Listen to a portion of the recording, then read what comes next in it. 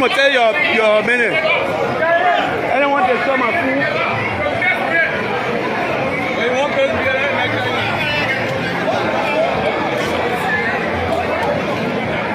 Sorry folks, I just can't talk to anyone. It's like I nearly got beaten.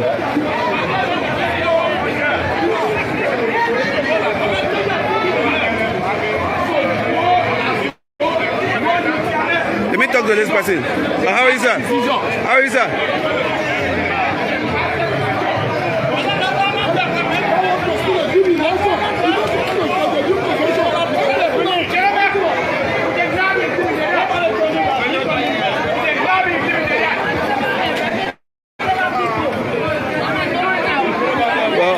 Billboards have been brought down here at the Banga Administration Building.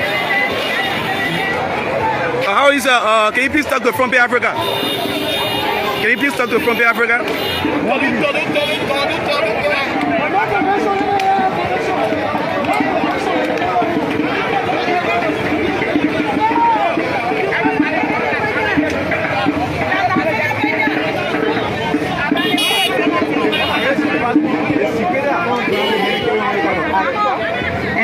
Anything about it. Sorry folks, I just can't talk to anyone because some youth are protesting that one of their candidates is being reportedly denied. Can you please talk to Front Page Africa?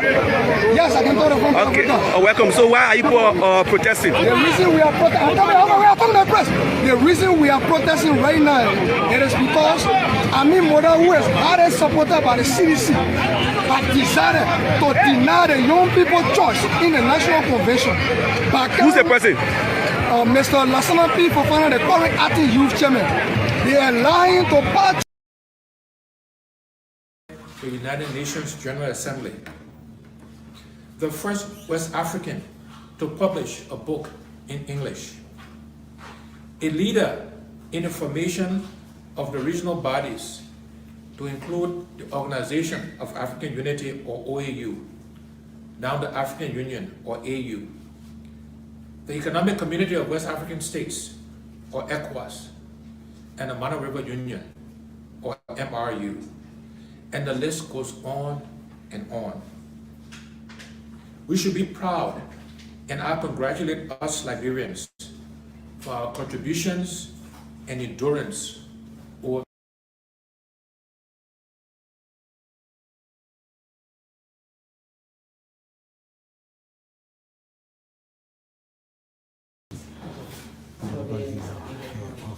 My name is Michael Damoshi, legislator for Washington. My name is Gerald. Go ahead and live breaking information on the station.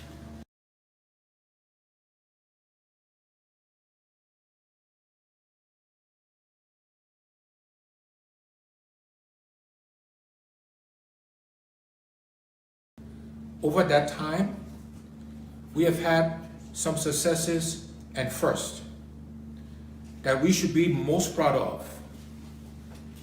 To name a few, the first African to graduate from Harvard University, the first elected female president in Africa, the first and only African female to head the United Nations General Assembly, the first West African to publish a book in English, a leader in the formation of the regional bodies to include the Organization of African Unity or OAU, now the African Union or AU, the Economic Community of West African States or ECOWAS, and the Mana River Union or MRU, and the list goes on and on.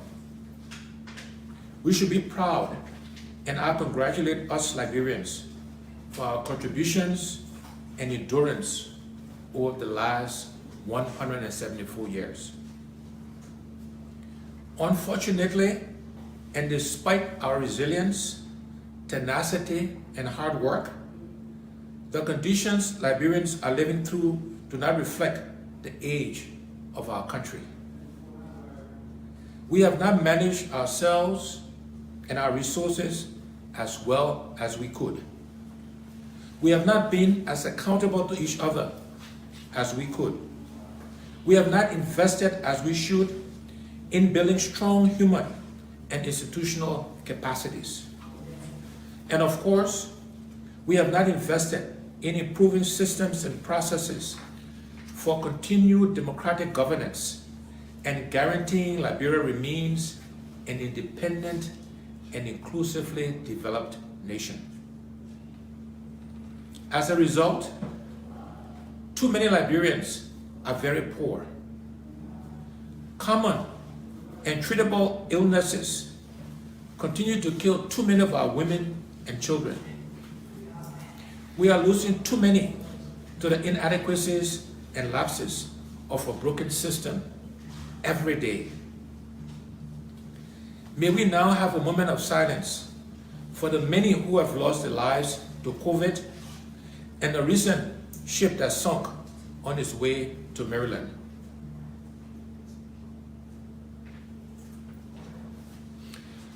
As we observe 174 years, the reality of the challenges faced by our people is clear. The moral compass of our society is broken. Too many of our young people are unemployed, and for some are unemployable. The cost of living is unbearable, forcing too many proud Liberians to become beggars. Corruption is pervasive.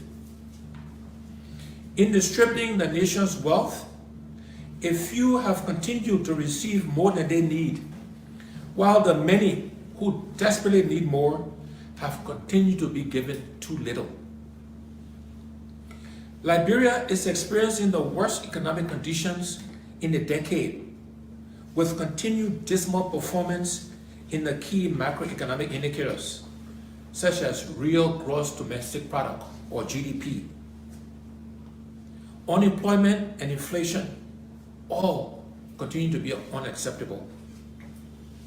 For example, according to the International Monetary Fund, in 2019 and 2020, real GDP recorded negative growth of 2.5% and 3% respectively. Of course, we can blame the COVID-19 pandemic, but mismanagement, lack of accountability, poor planning, and corruption have continued to haunt the administration of our government. Some of our leaders continue to invest themselves in dividing Liberians, mainly along the line of tribe, religion, gender, and political association. Meanwhile, across all Liberian tribes, religions, and political parties, the living standards have continued to worsen. According to the World Bank's latest statistics, Liberia's 2020 real GDP per capita, which measures living standard, is the lowest it has been in a decade. In the United Nations Development Program Human Development Index report, Liberia was ranked 175 out of 189 countries in 2019. Things are bad for everybody, and it is only getting worse. Unemployment is high. Annual inflation is averaging over 20% in the last 3 years, seriously reducing the purchasing power of Liberians, particularly those who cannot afford it. In April of 2021, the Central Bank of Liberia released its monthly economic review, which indicates that Liberian dollars in circulation is 22.6 billion. Out of this amount, 20.8 billion, or 92%, represents currency outside the banks. There is only one logical explanation for this. People do not trust the banking system. Confidence is low. This is the price we have to pay when we politicize the banking system and corrupt it into systemic and other administrative failures. These failings, combined with non-performing loans of 26.9%, pose a high risk to the stability of the nation's financial sector. God has blessed Liberia with an abundance of natural wealth. Yet, at 174 years, we continue to beg for budgetary support, including from nations far less endowed than we are, and whose public officials and legislators are paid way less than ours. We are so rich, and yet we are so poor. Too many are suffering, with more than half of our population living on less than $1.25 a day. At least 7 out of every 10 Liberians in urban areas lack access to improved water, improved sanitation, sufficient living space, or housing durability. At 174 years, our infant mortality rate is about 84.6%, which means out of every 1,000 newborn Liberian, 846 will probably die before they reach 5 years old. At 174 years, only 1.3% of Liberians living in rural areas and 34% in urban areas have access to electricity. At 174 years, our nation still cannot feed itself. Somewhere between the Declaration of Independence and today, somewhere between the Declaration of Independence and today, we have lost our way. I know we do not need these grim statistics from the International Monetary Fund, World Bank, and other international institutions to prove this point.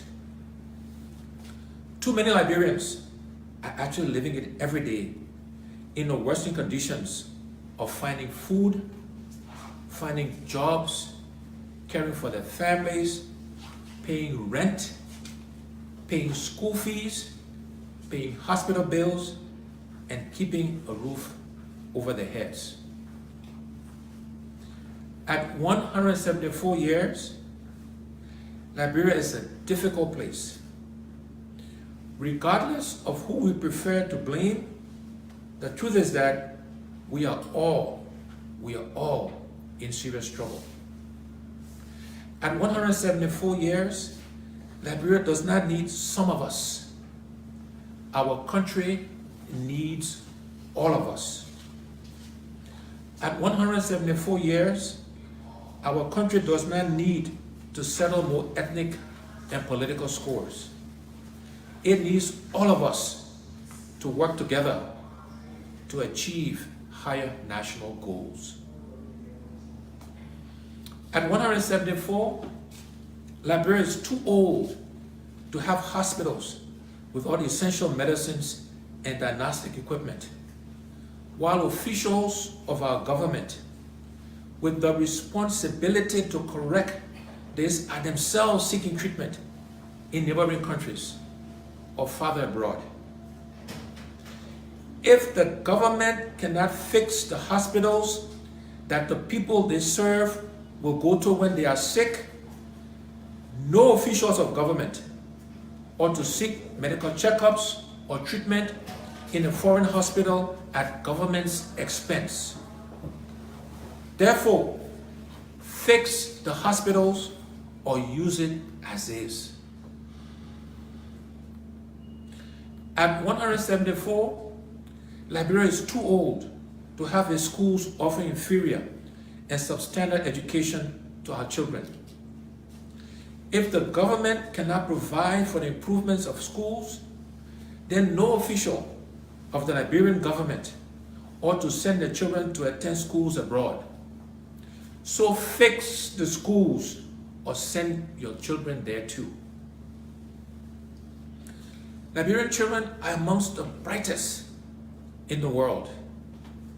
I see this every day at the Science, Technology, Engineering, and Math, or STEM, school funded by the Cummings Africa Foundation. Our children deserve more from the government to be better prepared to inherit the future and compete with children from other countries.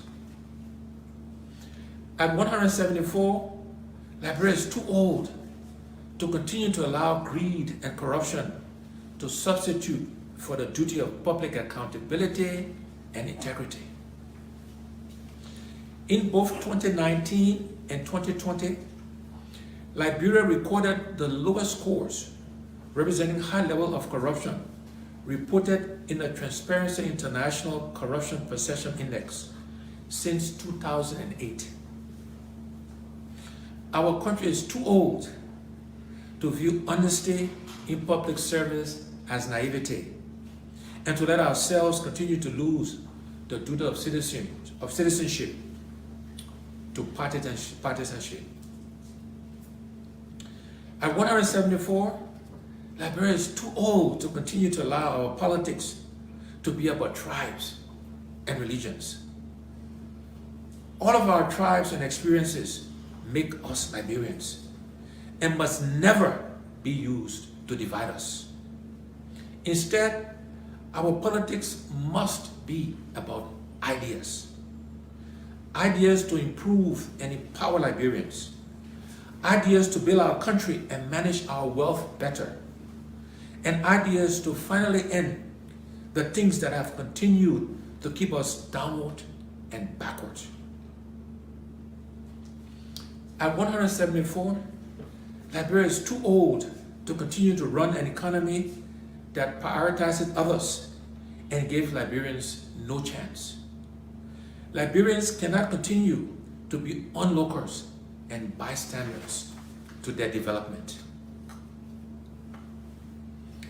At 174, Liberia is too old for the institutions of our government to continue to be weakened by lack of independence, sycophancy, as well as systemic leadership failures in transparency and accountability.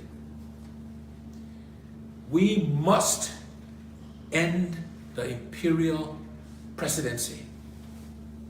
We must end the imperial presidency.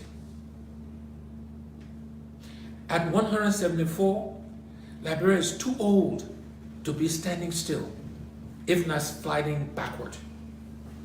It is a national shame that we have fallen so far behind other nations we assisted and inspired towards independence. Fellow Liberians, I know we cannot change our past, but we can create our future. We can create our future. To do this, we must change the mindset that got us to where we are today. We must adopt a new national perspective that Liberia belongs to all Liberians. All Liberians, therefore, owe a duty to the country to be good citizens, to work as hard and as honestly as we can to make Liberia better for ourselves and for our children. Good citizens do not steal from the people. Good citizens do not deceive the people. Good citizens stand for what is right for the country, even if they anger a few friends and political allies. The fundamental duty of citizenship, of belonging to Liberia and being called a Liberian citizen, is to build a better country. Obedience to the law is a duty of good citizenship. Good citizens take responsibility and accept the failures of getting it wrong, as they will accept the failures of getting it right. National leaders, political, religious, community, and traditional, must be more accountable to each other and to our country. Leaders must lead by good examples so that others are encouraged to follow. We will not grow until we allow our visions, expectations, dreams, and aspirations to also grow. Therefore, national goals must be bigger, allow us to set ourselves higher, and extend our collective endeavors further. In corporations or governments, there are no shortcuts to success.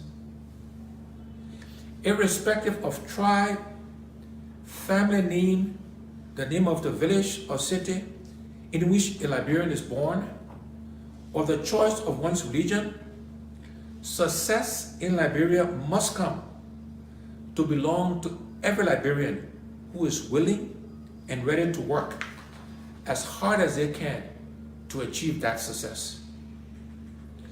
Opportunities must be fair and equal and equally available to all Liberians. Too often in our country, we have let ourselves settle for what is easy and for what is not right. We have continued to choose the path of least resistance, which neither tests our collective resolve nor deepens our commitment to achieve the future we seek. Too often, we have wanted change, but have let ourselves be frightened by the hard work required to get the changes we seek. Too often, we have wanted change, but have let ourselves be frightened by the hard work required to get the changes we seek.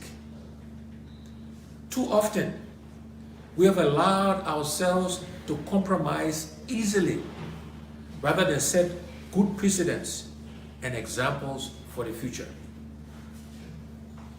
Unfortunately, as we have continued to settle for the easier road and look for the shortest cuts, change has never happened. Promises of change have been repeatedly broken, and doubts about change ever happening now overwhelms us. We are overtaken by the negative self-fulfilling prophecies, looking to give up when we should be standing up. In our national conversations, I hear echoes about what we cannot do instead of what we can, must, and should be doing. Change is hard.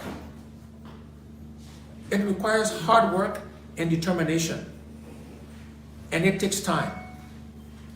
But like success, change can happen. Liberia can be better. We can build a prosperous future for all. We can unite ourselves. We can expand our economy. We can grow the national budget. We can fight corruption. We can genuinely reconcile our fractured nation. We can heal the wounds and pull ourselves together. We can end the culture of impunity and establish a war and economic crimes court. We can fix our schools, fix our hospitals, fix our roads, so that the movement of people, goods, and services are unhindered throughout the year. We can feed ourselves and export our surplus to the world. We can manufacture and add value to what God has naturally blessed our country to have. We can electrify villages and towns, just as we're trying to do in Monrovia, because Liberia is much more than Monrovia. Let there be no mistake. We will not do these things overnight, immediately, or magically. But we can do all of them if we work together collectively and took responsibility for the development of our country and refuse, for example, to sell our natural resources cheaply or for kickbacks, and refuse to engage in the mismanagement of our wealth.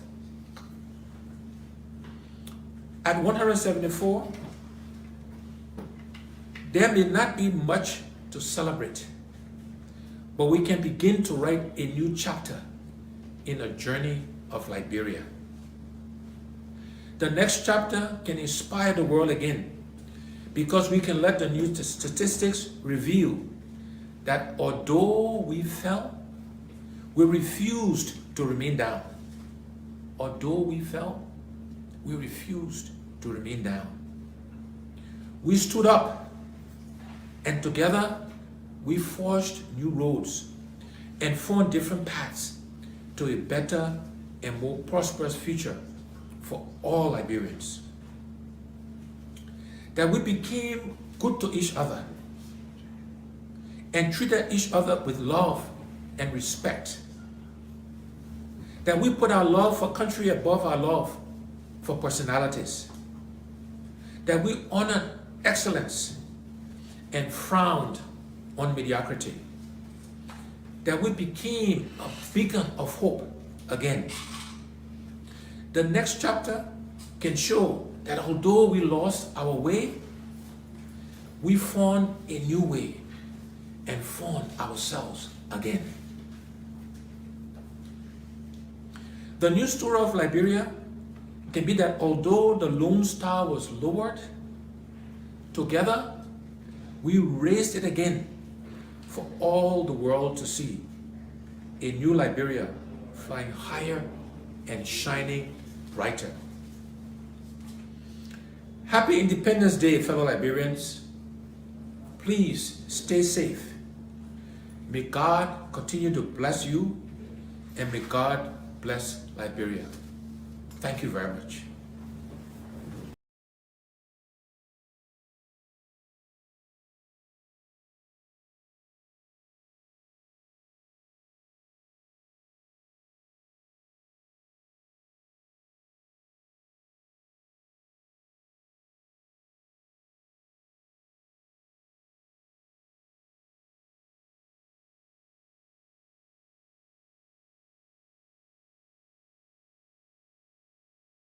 Not keep doing the same things and expect different results. We cannot keep electing and selecting the same kinds of leaders with the same kinds of experiences and expect Liberia to change. We have to do many things differently, and that starts with selecting and electing new leaders who know how to create jobs, who know how to grow the economy, who will prioritize the Liberian people first before they prioritize themselves. And this is what I offer you, the Liberian people. The other universal truth that I want to share with you, my fellow Liberians, is the best predictor of future performance and future behavior is past performance and past behavior. And again, I ask you to look at my record of job creation, of success, of managing large budgets without one penny going missing. All of these things you can look at and compare to the other candidates. And again, you will see that my past performance and past behavior is a good predictor, a good indicator that what I commit to, we will deliver. There are 5 priorities we have, and we call that the what's. And then there are 5 things we call the how we'll do it. And those priorities are as follows. Our first priority is infrastructure. Simply put, it's electricity, it's roads, it's water, and it's internet and cell phone connectivity across Liberia. We have to invest in infrastructure. That is the top priority. That's the basis on which we can and will do everything else. The second priority for us is job creation. There are too many unemployed, underemployed, and unemployable Liberians. The unemployment rate is over 85%. And therefore, job creation is our next priority, creating jobs for the Liberian people. The next priority is agriculture. We are a country that do not fear ourselves. These are things we can do for ourselves. We should be producing rice to feed ourselves. And my commitment is that by the end of my first term in office, we will be self-sufficient in rice production. And within education, we're focused on vocational training, teachers training, and adult education. But we have to educate our young people because, again, that's how we can help them create jobs. That's how we can train farmers. And so these things are all linked together. And our final priority in terms of the what's is health. Because you can have good infrastructure, you can have a good job, you can feed yourself, you can have great education, but if you don't have your health, it doesn't matter. And so health is our fifth priority, and there we're focused on primary health care and preventive health care. So those are the what's we'll do for our people, for the Liberian people. How are we going to do these things? The first how is we want to engage Liberians differently in the transformation of our country. We call this hearts and minds. How do we get all Liberians to participate in the changes that are required? We're going to use arts and music and culture and reconciliation and religion. All of these things, we will be deliberate in using these things to engage us as a people in this transformation process. And so we're doing some work on how we can make those things happen. The next how is that we're going to find the money. We have to find the resources, the money, to do all of the what's I mentioned earlier. And the way we'll find the money is first, we'll go after waste in government. You know, we spend a lot of money on things that we don't need, or we pay too much for things that we do need. So for example, I believe the vehicles we buy for our government officials, we spend too much money on that. We should reduce the number of vehicles, and we should buy less expensive vehicles for our government officials. We need to reduce how much they make so we can pay teachers and civil servants and police officers and the military officers and healthcare workers, people who actually do the work. We need to pay them more money and reduce the gap between those at the top and those who actually do the work. The other way we'll find the money is going after this thing called corruption. You know, corruption has been the bane of our country. Is the primary reason why we are as underdeveloped as we are today. And we will aggressively go after corruption. The first thing we'll do is we will appoint a corruption czar, a minister in charge of corruption in the presidency that will coordinate all of the agencies that are meant to find corrupt officials. Secondly thing we'll do is we'll make sure we are giving the resources, the money, the right people, the right logistics to the anti-corruption agencies, the LACC, Liberia Anti-Corruption Commission, the General Accounting Office, the Public Procurement and Concessions Commission. We will make sure they got the right resources to go after corrupt officials. After that, when we find people who are corrupt, we will prosecute them, we will put them in jail, and we'll seize the assets. It will not be good enough for you just to resign. Okay. So those are the things we will do to really go after corruption. I have committed that I will not take a salary. The salary that is paid the president, I will allocate it towards helping to fight corruption. That's how important I think it is to us. And then the other way we'll find the money is we'll make sure we're getting full value, the full monies we're due from our natural resources. We'll look to exploit other natural resources so we can get the funds required to fund healthcare, to fund infrastructure, to create jobs, etc., etc. So finding the money is the second how. The next how is we want to create a government of inclusion. We want all sections of our country to be represented in the government. We want opposition political parties to be in government because we believe that having a government inclusion will help all of us make the right decisions. It will make sure that we're spreading the resources of our country across the entire country. And then the last two hows, one is growing the private sector. We will focus on growing the private sector so Liberians can primarily benefit from that growth. No longer should Liberian business people be spectators to our economy. And we want to actively support Liberianization and encourage and provide credit and other facilities to Liberian businesses so they can participate. And last but not least, we will use technology. We'll leverage technology to help us achieve our goals. So those are the what's and the how's. But let me end by leaving you again with these two universal truths. One is we cannot keep doing the same things, my people, and expect different results. We cannot keep electing the same people with the same experiences and expect Liberia to change. We need to elect and select different people to lead us, to serve us, to help us manage and run our country. And the other universal truth is the best predictor of future performance and future behavior is past performance and past behavior. And on those two counts, I believe I stand head and shoulders above the other candidates expiring. Together, we will change Liberia for the benefit of all Liberians. We will transform our country.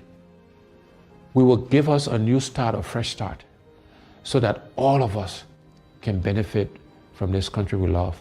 I thank you. God bless you. God bless the Republic of Liberia.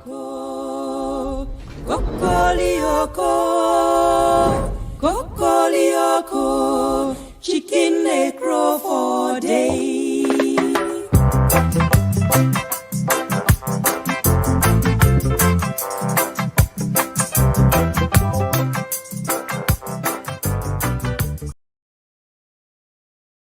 These leaders are afraid that we will defeat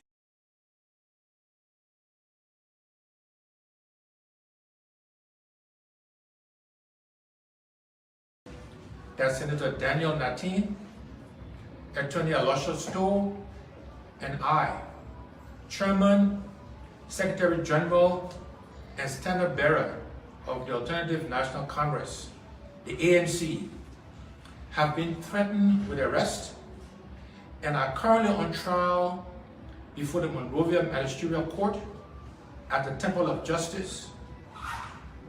We have been ridiculously charged with forgery and criminal conspiracy. The accusations underlying these charges are totally false and completely baseless. Our accusers, Mr. Benani Ure and his All-Liberian Party, the ALP, and the government of Liberia, know these charges are baseless and false. We also know that Mr. Ure and the government of Liberia are not alone in this conspiracy to lie and tarnish our heart and reputation and integrity. Sadly, to break up the CPP, Mr. Ure and the government are being cheered on by other leaders of the CPP. These leaders are afraid that we will defeat them in a CPP democratic primary, the process we agreed to use to choose the standard bearer of the CPP. These individuals, aware that they will lose to us, now want to break their promises to the Liberian people but are too cowardly to take responsibility for breaking up the CPP. Hence, they are joining with the government to contrive a lawsuit against the CPP after almost 2 years of its continued existence under the same set of rules and obligations which applies to all parties, including the ANC. Feeling betrayed? Of course we are disappointed. But we are not afraid of these accusations, nor are we worried by the hypocrisy. We know the truth is on our side. We have assembled a team of great lawyers through whom we are confident the truth will be revealed, the hypocrisy will be exposed, and we will win and be vindicated. However, I'm concerned about the misdirection of our country. The conspiracy to politically prosecute opponents, aided and abetted by some members of the opposition, is bad for our young democracy. With blood, tears, and treasure, Liberians paid too high a price for our democracy, for the right to freely and fairly choose our leaders. Too often, we have allowed ourselves to think that politics is not our collective business, that it should be left to the politicians while we go about tending our daily private lives. Well, politics also determines the conditions under which we will go about our daily private lives. In fact, it determines whether our lives will be private, safe, secure, and peaceful. Politics controls everything, including how we live and what our future will be. This is why when the government begins to act dangerously, provocatively, and unfairly to threaten our peace, privacy, and democracy, we must wake up and pay attention. We must stand up and express our strong disagreements against this public wrong, because it is dangerous for all of us. When the government does the wrong things, even under the pretext of politics, in the end, it affects all of us. It affects our freedoms and our rights. It affects our economy. The prices of commodities, including rice, dry fish, palm oil, clothes, shoes, just to name a few.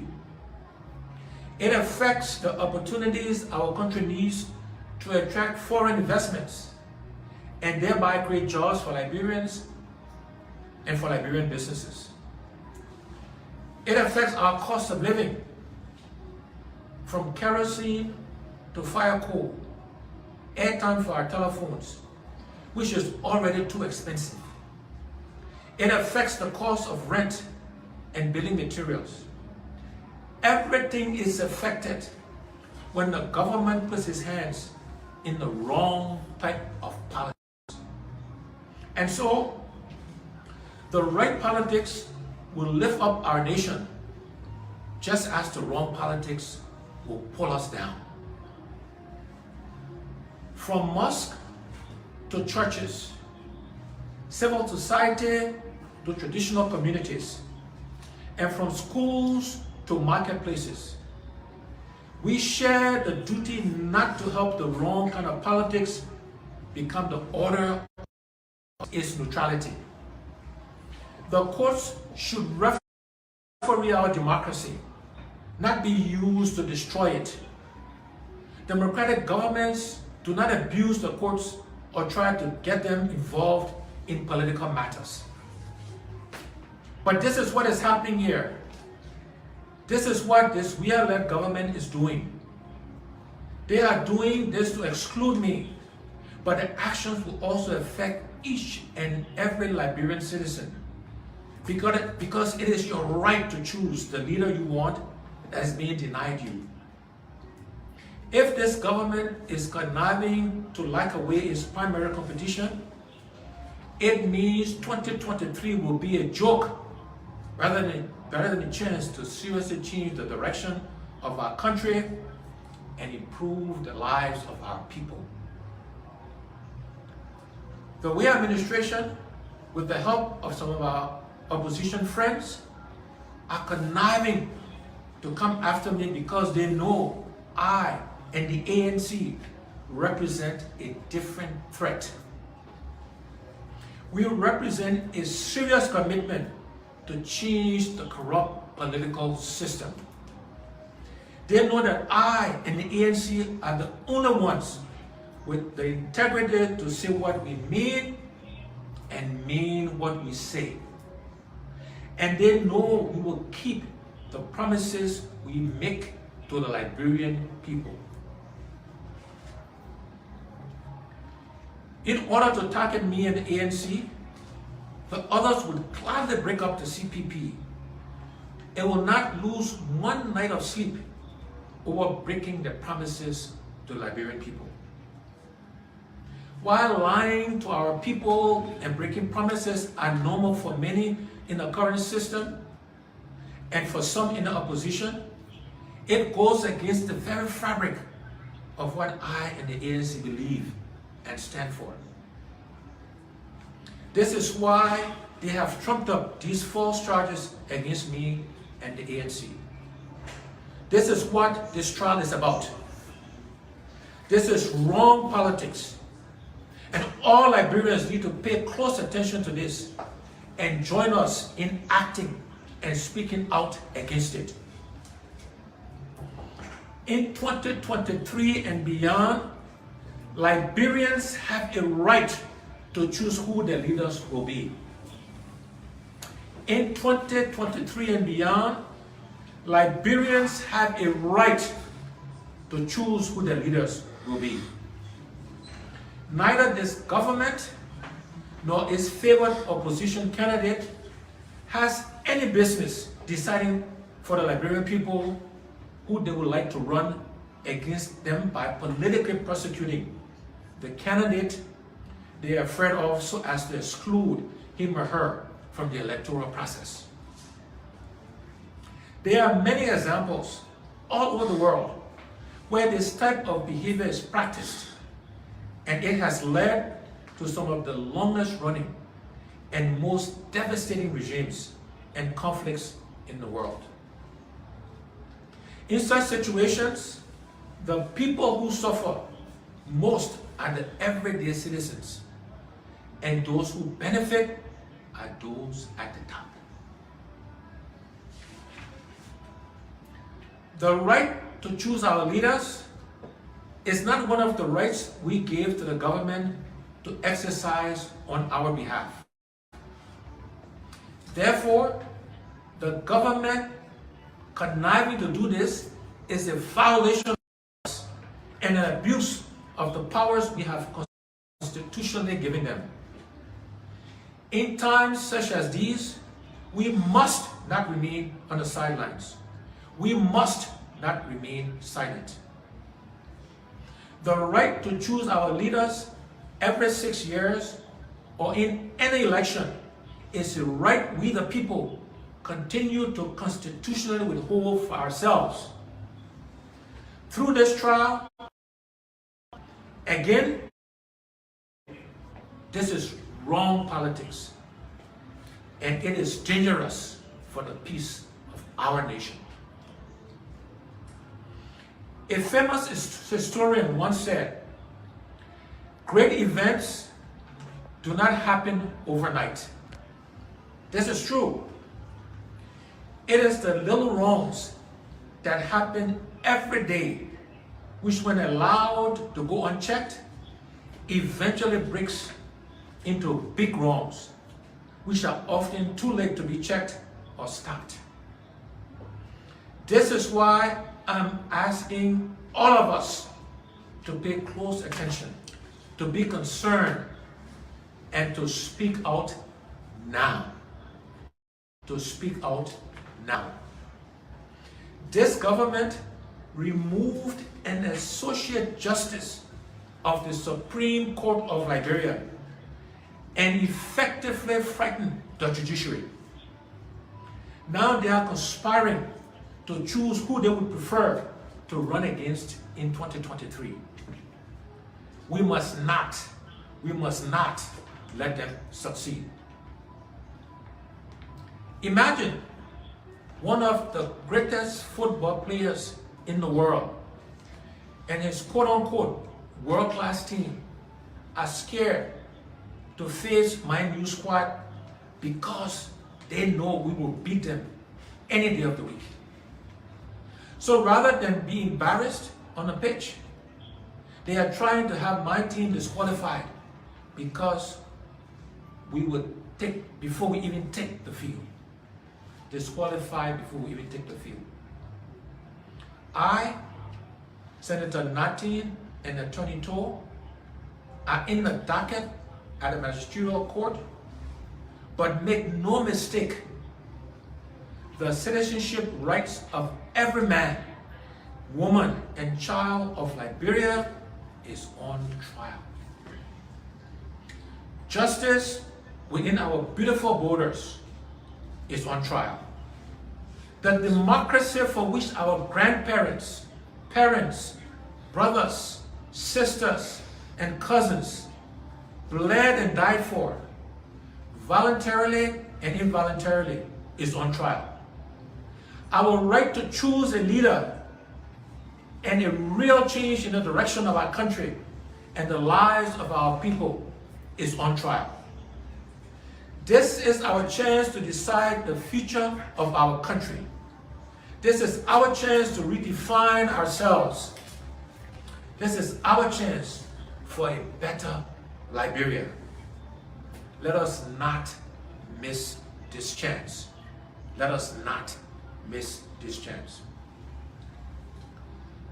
Whether we will be a weakened opposition in 2023 or a strong resistance to the corruption and failures of the Weah-led government is on trial. Whether we will continue to accept the mismanagement of our country's natural resources, by which we continue to be counted among the poorest and most corrupt nations on earth, is on trial. We cannot choose to be silent and uninterested, or the outcome will certainly haunt all of us. We will all continue to suffer. We will all continue to have to struggle for work. We will all continue to beg to feed ourselves. We will all continue to have to live with the shame and embarrassment that we picked a leader who continues to fail us again and again while enriching himself and his friends. Now is the time to stand up. Now is the time to be heard. It is not enough that we only wish the right things to happen in our country. Now is the time to make the right things happen. History has shown that the continued silence and inaction of any people will only feed the dangerous wrongs leaders selfishly perpetuate against the people. Now is the time to act strongly and decisively so that we do not enable the resistance of a discredited system to overcome our desires for real change. As I've often said, change is hard. The people who are benefiting from the corrupt system will naturally fight against those who want to change it. We handed them the nation's wallet, hoping they would invest for us. But all they have done is taking money out of our pockets. Liberians are worse than spectators to their own economy. We are not even in the VIP section, stadium wing, or around the field. In our own country, we are on the outside of the fence, looking in and begging for tickets. Those who want change cannot just stand by and watch. Real change requires all of us believing, speaking, and acting for it to happen. Often, for real change to happen, people have to stand up and stand together. We have to act strongly and speak decisively. Regardless of your tribe, religion, gender, or party, I know deep inside we can all agree that our country must change. We must change the direction of Liberia and improve the living conditions of our people. We simply cannot continue in this leaderless, irresponsible, and corrupt way. My fellow Liberians, for too long, we have been divided by tribe, gender, region, religion, and political party. But let us not forget, suffering has no tribe, hunger has no religion, struggle has no gender. That is why the poverty we all see and experience every day cuts deep across every tribe, every gender, every region, every religion, and every political party. One thing is abundantly clear: from our shorelines to our eco-rich forests, from mines filled with untapped gold, iron ore, and diamonds, to potential offshore oil reserves. Liberia is too rich for Liberians to be so poor. Liberia is too rich for Liberians to be so poor. From right here in Monrovia to the remotest villages and towns across Liberia, everywhere I go, it breaks my heart to see our people living in such poor and inhumane conditions, and to hear their stories of repeated hopelessness, broken promises, and despair. We are too old to be the better nation that we are, unable to feed ourselves and looking for handouts from the rest of the world. While our leaders steal and plunder the nation's wealth, too many of our mothers are dying at childbirth and from treatable illnesses because of a poor health delivery system. While we waste resources and our leaders are lavishly gloating in ill-gotten wealth, too many of our children are dying before they reach their 5th birthday. Our leaders are partying and enjoying themselves. They are building new homes both here in Liberia and abroad. They are buying themselves expensive vehicles and sending their children to fancy schools, while the government is failing to support our schools. Our schools are then failing our children, and too many of our children are dropping out and being left too far behind with no future. Enough is enough, my people. Enough is enough. Too many of our old and retired citizens are forced to become beggars, with little to no care for the disabled and others with disabilities. Our government should be looking to take care of its elders. Yet, we continue to lose our way, to lose our values, with leaders taking no responsibilities, showing no vision, no leadership, while too many of our people are suffering, giving up, and dying. Again, enough is enough. Enough is enough. My fellow Liberians, I know too many of you have given up on change. For too long, promises have been made only to be broken. For too long, you have been promised equality in the distribution of the nation's wealth, only to see our leaders make themselves rich and richer as Liberians become poor and poorer. Doors of opportunities are being shut in your faces because you happen to belong to a tribe or a religion or even a gender. The stealing from the people has only gotten worse and worse. Well, this too is why they fear me. I am not a typical politician. The government knows it cannot bribe me or shut me up. My friends in the CPP know I'm dead serious about the promises I make.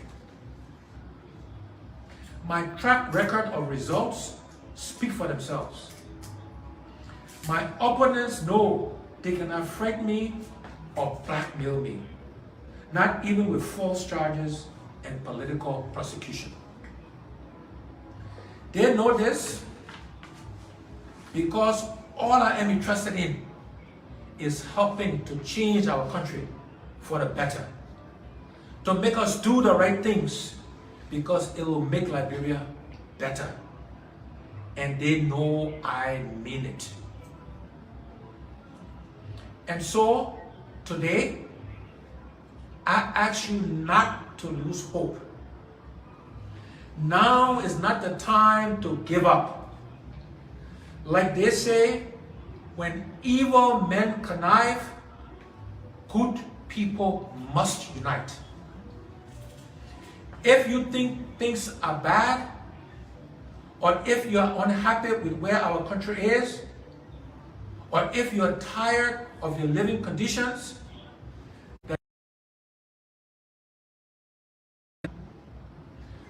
all across the various tribes, regions, religions, genders, and parties, if we don't stand up and act together as strongly and as decisively as we should for real change, I assure you, things will only get worse. And it will not just their children tomorrow. Wake up today for your future and the future of all of our children. Stand up. Stand together. Be heard. Be seen. Liberia needs all of us to get better.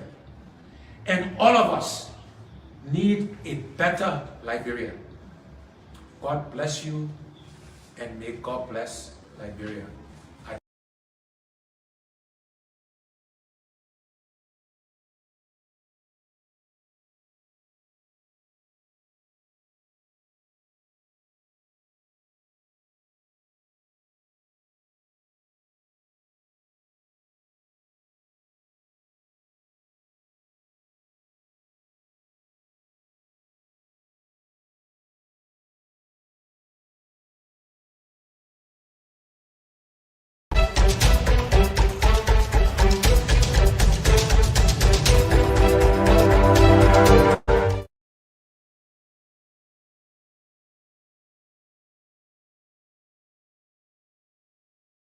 It's on Truth FM 96.1. It is the radio service of the Renaissance Communications Incorporated, and thank you for that promo. It's coming up on tomorrow on State of the Nation, going back into history, November 12, 1985, November 12, 2021, 36 long years, and we needed to just go back into history. So, as I said, let me use this time to introduce the standard bearer of the Alternative National Congress, a constituent party member or member of the collaborating political parties. It's not strange to the airwave 96.1, but this is his debut on State of the Nation. Mr. Alexander Benedict Cummings, welcome. My name is Chris. How are you? Chris, Yes. good to be with you. I'm well, thank you. And as you say, I've been in the studio a few times, but my first time on State of the Nation. So it's wonderful to be with you and Magdalene as well. Good to see you. You look energetic. I am. I'm feeling good. I'm feeling strong. I'm blessed. Okay, let's come as fast, but we got like an hour to go. Let me first, what is the state of affairs? I usually ask this question deliberately every time we meet. What is the state of affairs of the Alternative National Congress? The party is doing very well, Chris. The party is energized. As you know, we went to a convention where I was blessed to be elected the standard bearer of the ANC. We are also actively investing in the party, in the county structures. We're trying to give them mobility so they can recruit. I have no empirical evidence, but I believe we are the fastest growing political party in the country. There's a lot of energy in the ANC. That's self-glorification. Well, you could claim it that way, and that's why I made it clear I don't have any empirical evidence. Okay. But from the energy I see, from the number of people that are reaching or wanting to join us, the state of the ANC is good. Okay, and I'd like to reach out to the other media outlet, also in studio, Spoon, and also relaying this one, this production, and we all will be together up to the closure. So, yes, with the briefing from the ANC, let's get into the first thing I want to. Something is just spark up yesterday. We need to talk on it, and you've always mentioned it every time you have an opportunity to talk to media. There's another failure in the Millennium Challenge. Consecutively, 4 times, failing. This should raise the eyebrow of the Liberian people. Absolutely, Chris. This government is makes all kind of excuses for all kind of things, right? They blame the opposition, they blame the prior government, all of this stuff. It is a fact that at least 3 consecutive times they have failed the MCC, right? On the one hand, they claim they inherited a quote-unquote a mess, but the prior government passed though, right? Yes. In consecutive years, and they have failed consecutively. And look, I want Liberian people to understand this thing, right? There are 20 categories. All you gotta do is, for the kind of country we are, Liberia, you just gotta make 50%. You gotta just pass half of it. Yes. And they can't even do that. 10 out of 20. Yes, 10 out of 20, 3 years in a row. So I don't know what the excuse is. And then I heard the Minister of Finance blaming the education. But President, we are on the whole government. He ain't just on fiscal policy or the economy or rule of law, or he owns everything. So if one fails, he fails. And so I also want Liberian people to know that these are what they call objective measures. This is not because Alexander Cummings says so, the ANC says so, the CPP says so. These are measures that the government reports, right? That the MCC measures, and they have failed. But beyond these measures, the Liberian people are feeling the suffering, Chris. So yes, these are facts. They have failed consistently. But what's more important is that our people are feeling this failure in the inability to feed themselves consistently well, inability to pay their rent, to pay their children's school fee, I'm even talking about saving a little bit of money for their retirement. These are the consequences of the MCC failure in the sense that our people are struggling. If you ask the average Liberian across this country, are you better off today than you were when President Weah became president? 99% of Liberian people will say they're worse off. So these things are not just numbers; they are real in the lives of our people. And I'm glad this has come on now, because these are not facts. That they can make all the excuses, they can blame everybody, but it's happening consistently. Does it sound enviable if I was reading on the reports in the West African sub-region, and I'm bumping into this one, Sierra Leone, being named as the best performer in the Mana River Basin. They used to be trailing all behind Liberia all those years. Exactly. But here they are. They seem to be the darling boy now, darling girl in MRU. Yeah, almost you can think about it, our loss is their gain. But you're absolutely right. And again, so I think several months ago, maybe a year or more ago, one of the excuses the government made was, the global economy, what's happening around the world. But then when you look in the region, our neighboring countries are doing better than we are. The Ivorians are doing better than we are. The Sierra Leoneans are doing better than we are. And on the MCC, the Sierra Leoneans have requalified, right? So that other excuse, that one has gone away though. It is about the incompetence and the ineptitude of this government.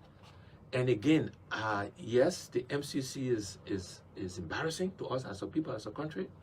But what's even more important is that our people are feeling the pain. They're feeling the suffering, right? And this government got to start making excuses. And by the way, I hope they can improve. I hope next year they can pass. The finance minister predict they will pass. I hope so, because if that means our people are suffering less, that's what we should want. That's what we should all wish. But he predicted it a year before and they didn't pass this year.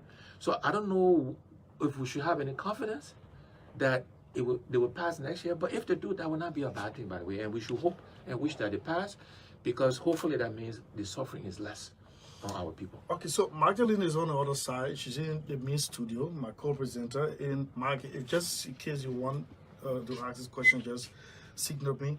And this is State of the Nation. So how do you feel, and this is the last question from my end on this MCC stuff, how do you feel as a politician that 500 million, half a billion at stake is blown off only because we feel the exam, even though the exams questions were given beforehand? How do you feel? Yeah, I mean, well said, Chris. The exam questions were given beforehand. And we failed the exam 3 times in a row at least. And we knew the question, not just this time, we knew the question from before, right? So what's the excuse, right? So all of those resources are lost to us because of the ineptitude of the government. And so shame on them. I want to say to the Liberian people, again, that I blame everybody. I want to remind us as a people, we elected President Weah and his government. They're not doing this work for free. They get paid. President Weah get paid, the ministers get paid, the legislators get paid. So it's not like they're doing this stuff for nothing. We elect them, we give them the constitutional authority to manage our resources, to manage our country. We pay them to do it, and yet they're failing at it. They are failing at it. And again, the good news is these are objective criteria. As you say, you put it the right way, they knew the exam questions in advance, and they still couldn't pass the exam questions. Well, let's praise them a little. Narrow miss. We miss out narrowly. Let's do it holistically, collectively as a Liberian. We miss out narrowly. In some places, we scored, man. Gender in economy, 94%. That's excellent. Yeah, look, I'm one, as you know, will always acknowledge when things go well by anybody, right? And that's why I said I hope the finance minister prediction is correct that it will pass next year, because that hopefully means the country is improving and the suffering is getting less, right? But the reality is, Chris, they failed, right? Almost, I think there's a saying, saying that almost is only good in horseshoe, playing horseshoe. You gotta pass the exam. If 70% is what you need to make, or 100 to pass to get a C, and you make 69, you fail. You still get a D, right, or F, depending on how you think about the grade. So this government has successfully failed. And again, I'm repeating myself here, but it's important that I do. It's not about these numbers, it's about the suffering our people are feeling. Okay. All right. In 1 minute, recommendations, just for the sake of next year. So there are many things the government needs to do to improve. First of all, the whole rule of law, right? Because if you don't have rule of law, your private sector will not thrive. If you don't have security, maybe we'll talk about it. I don't know if it's on your list of questions. Yes, I got it. If people don't feel secure, you're not going to get improvements. If you're not growing the private sector, if you're not creating the right environment for the private sector to thrive, you're not going to grow your economy. If you're not investing in productive resources, in productive areas, you're not going to grow your economy. So those are all areas that this government needs to improve upon so that, again, we reduce the suffering on the Liberian people. Okay, as I said, state of the nation. So the line of questioning is measured in the infected pyramid style that I like. So we'll slip down to security, insecurity in the country, and mysterious death, and the list goes on and on. The government sometimes comes and deny that there are mysterious killings. Sometimes the media will have to break the news before people get to know. Put yourself, let's do a mock or a dummy here. Mr. Cummings is the president of the Republic, and this information are coming. And the first and foremost, what do you do? What does the executive mansion do in the case of these kind of secret killings and mysterious deaths? Yeah, first of all, in a Cummings administration, these things will not happen. Let me tell you why. Because we would do the following things and we'll make sure those things are in place. And let me remind you, Chris, Magdalene, and the Liberian people, that the security of the individual citizens of the country is the most fundamental responsibility of the government. If you don't feel safe in your home, in your country, in your neighborhood, then is life worth it, right? That's so fundamental, so basic. And again, the failure is there. But in a Cummings administration, first of all, we'll make sure that our police force, all the security folks, will be managed by professionals. We'll make sure it's not politicized. 2, we will make sure they have the resources required to do the job. There will be no political interference in the work. They will make sure the rule of law is applied to everybody. There will be no exception.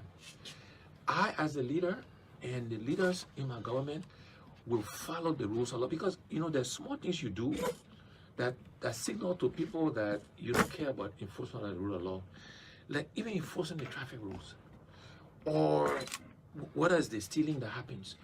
All of these things, we will set the example. People will know we're serious, that when you violate any law, you will be punished. And people will see the resources being allocated to that. They will see the performance of the security organizations, and therefore these things will not happen. And when they happen, we will make sure we investigate. The government can't deny it's happening, because I think I just saw a notice from the Ministry of Justice talking about the actions they're taking, offering rewards for some of the recent deaths and that kind of stuff. So there's no denial. And the fear is in the country.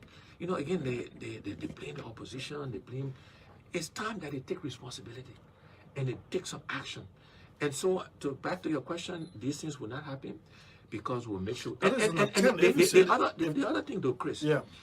Again, some of these things are a manifestation of the hardship in the country, of the suffering in the country. So if we are growing the economy, if we are creating jobs, if people's incomes are going, if people feel more secure, many of the challenges we're seeing will not manifest themselves. So that's another thing that will be different.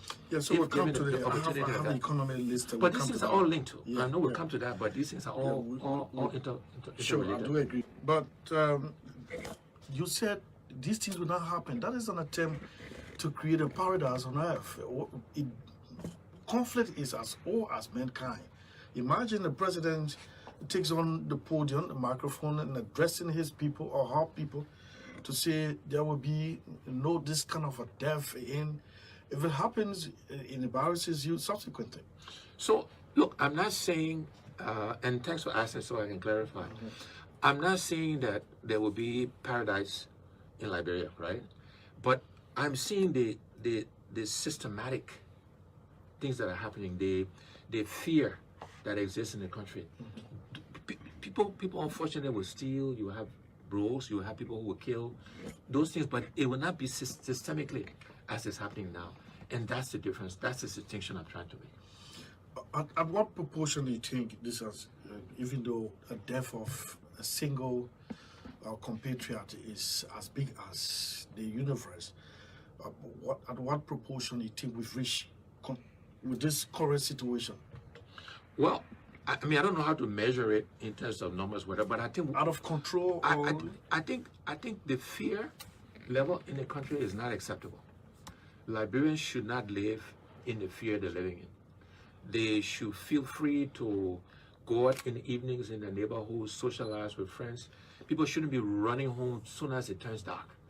And so I think the level of fear, the level of concern in the country is at an unacceptably high level. And that's the piece I'm seeing will be different, actually. I'm not sure. And you got some Liberians faking the situation. Yeah. That should be a concern of... That would be, any Liberian who fake, and by the way, if we catch you faking the situation, again, there needs to be consequences, right? You can't just fake it and kind of get away with it, right? Because that's what pervades the environment, and it helps to fuel the fear. So whether you actually do it or you fake it, neither one are acceptable. And there should be consequences for both kinds of behaviors. 19 minutes after 4 o'clock, you're tuning in or watching State of the Nation and being simulcast on Spoon TV, and Real TV.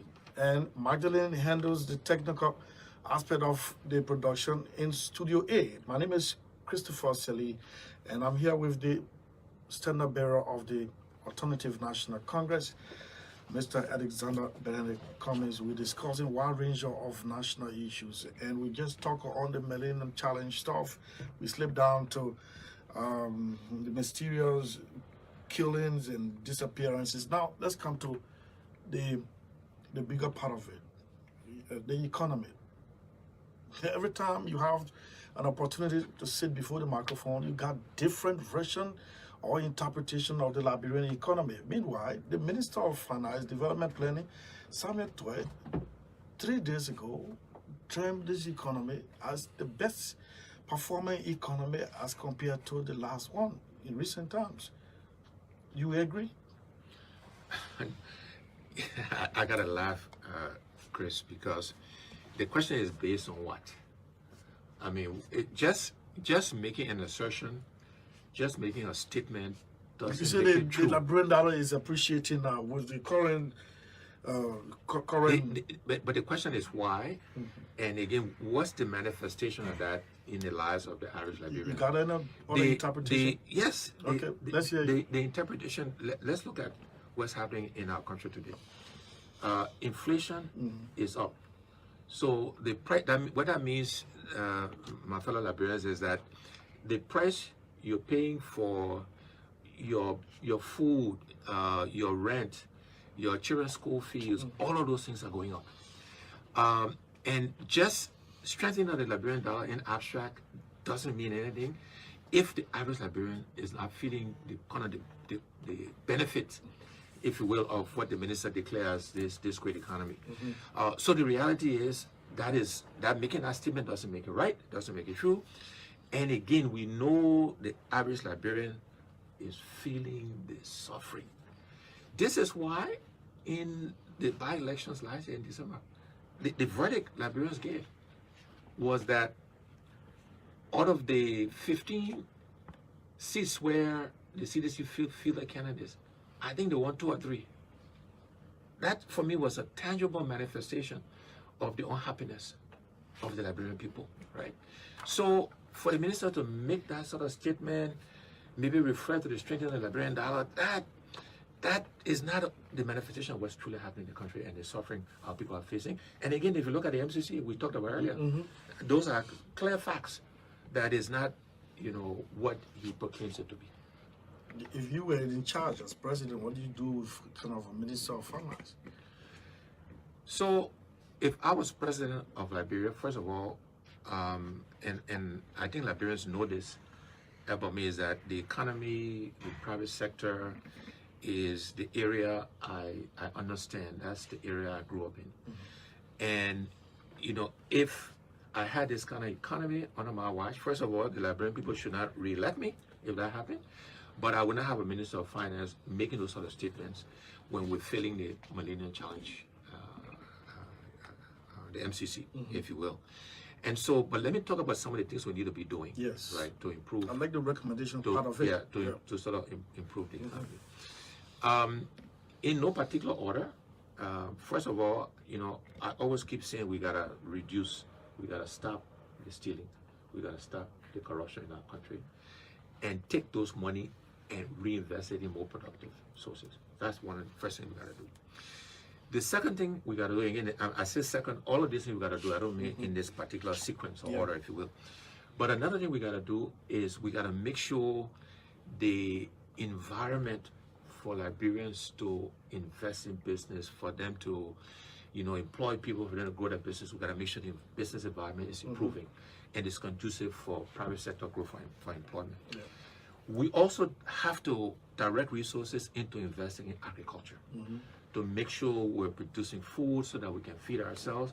And that's a long-term return, but you gotta start now to start actually doing that. So again, we can improve it. We can improve our economy.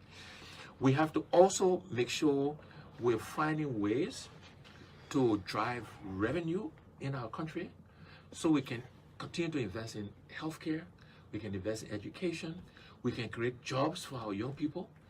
These are all things we have to do if we want to Liberia to grow and for us to grow our economies. And these are some examples of the things we'll do to make sure we're at a different place from where we are today. Yes, those are recommendations for the strengthening of the economy. One could just say, why not communicate these excellent intervention or recommendations to the status quo? You once upon a time called on them that you wanted to intervene in the fight against violence. They accepted with open arms, and these kinds of recommendations are just good enough to share with the government. So we've given recommendations in the past, but actually, you know what? I'm happy to do it again. I'm happy to summarize my thoughts, and I'm happy to share with them. Okay. So we've done it in the past, as you know. In fact, we talked about it right on this show whenever we were here the last time.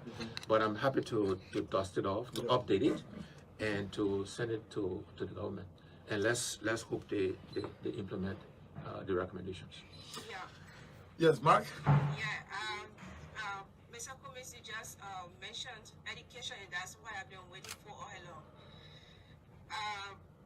On the scorecard of the MCC, let me just take you back a little bit. Girls' education failed 27%, and 23% for failed girls' education, and the other one is girls' education and primary education, excuse me. So I really want to know if you are still giving recommendations. So what do you think should we do to improve this sector? Because education remains the bedrock of every society. So what should we do? Is it should we just leave it with the ruling party, or is it a collective effort of the opposition, no opposition, and including the ruling party? So, Magdalene, it's a good question, and again, I'm trying to answer it in a way that can help the audience, our people understand, is that the opposition is a group of citizens, Liberian citizens,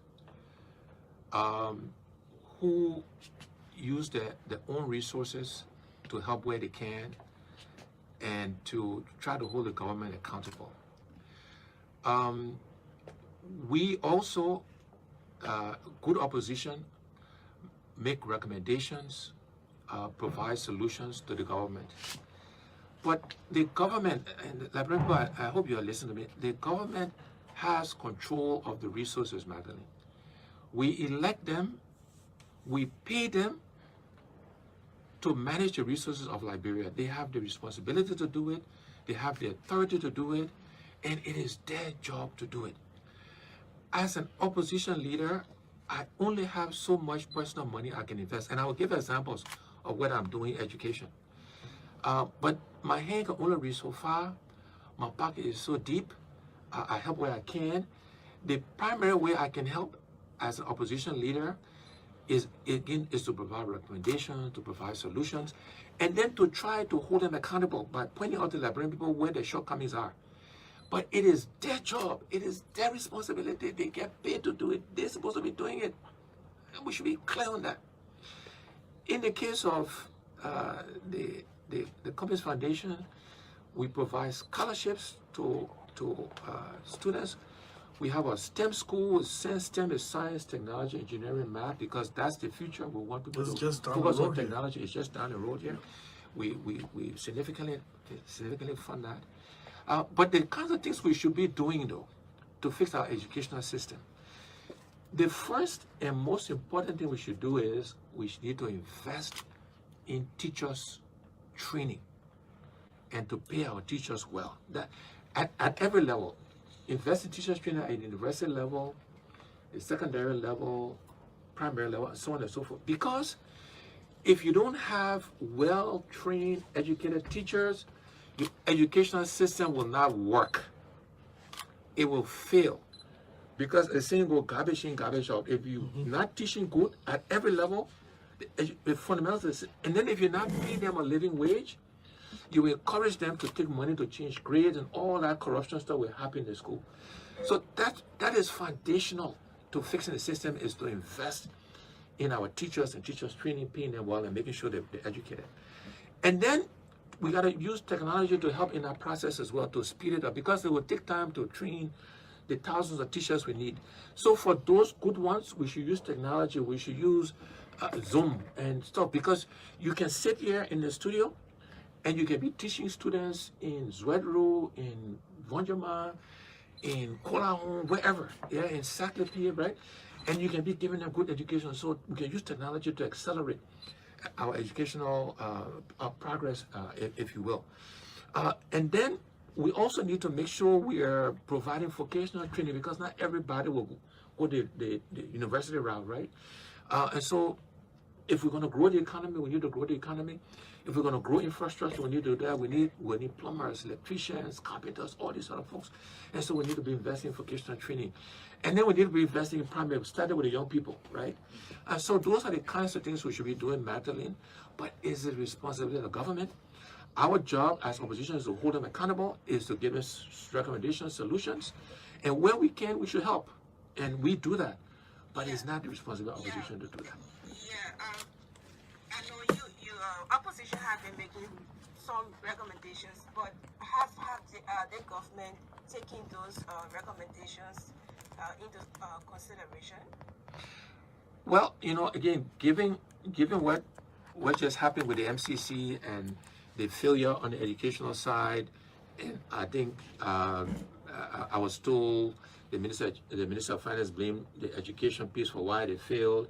So I think the answer is there, that they're clearly not doing what's necessary to improve But the the saddens educational you, right? sector. Especially the area of failure. Girls' education, primary education, it should be a concern of a serious minded person. And it is. It should be concerned of the entire country, that there are failures in those areas. Yes. And again, our educational system needs, like many things in our country, needs a lot of work. And I think all Liberians want to see is that, the improvements are happening, and that they can sort of see it and feel it in their lives. And I don't think that's happening today. Okay, there's 29 minutes up to the hour. So at 20 minutes up to the hour, we'll open the lines and you will briefly interact with the studio guest, Mr. Cummings of the Alternative National Congress. Let me ask you, we expect billions of Liberian dollars to be printed, if not printed yet, but the infusing into the commerce and monetary space of Liberia. I know when the news broke that the government wanted to print, you had a press conference and made several checkmates. Yet, they went ahead, money is printed, I want to believe, and very soon, new banknotes are on the market. Meaning your recommendations or your concerns when I had to, and I went ahead. Yeah, so and if I may take a few minutes to just recount what our concerns and what our objections were. And first of all, when this government took over, they said there was too many Liberian dollars, floating around. And so they asked the legislature for $25 million to quote unquote soak up the excess currency. So that's kind of the first thing they said. And then we all know about the printing money saga that happened and the various investigations around that. And no real clarity on exactly what happened there. And so the concerns until you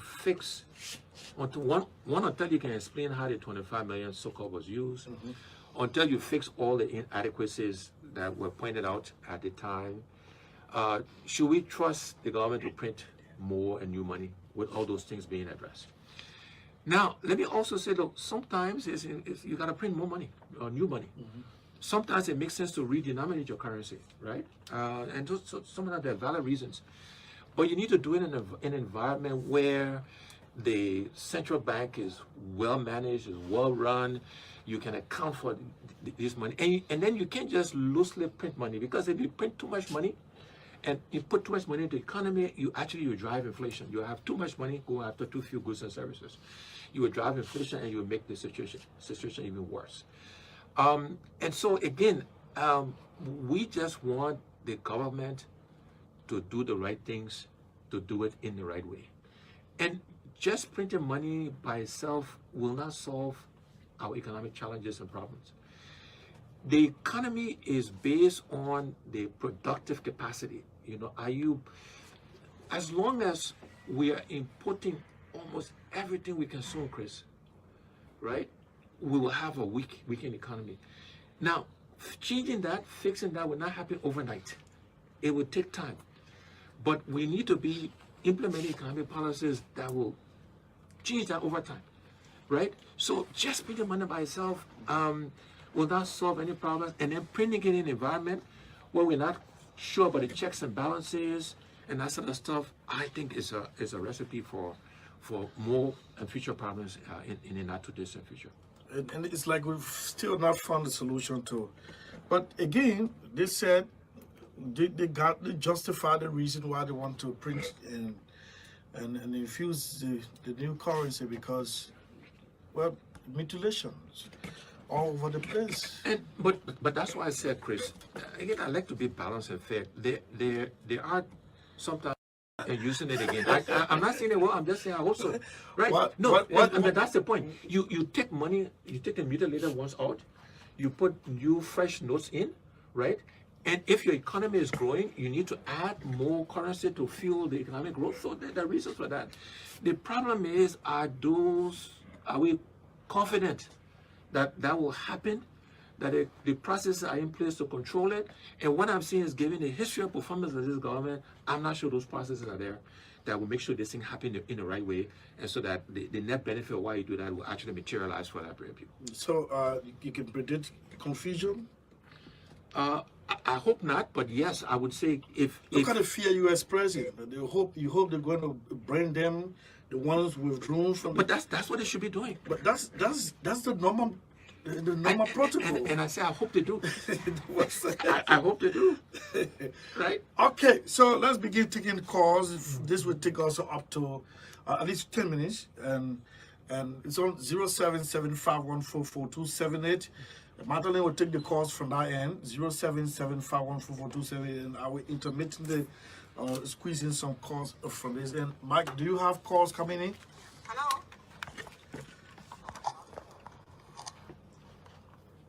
Hello? Hello? Yeah, good afternoon.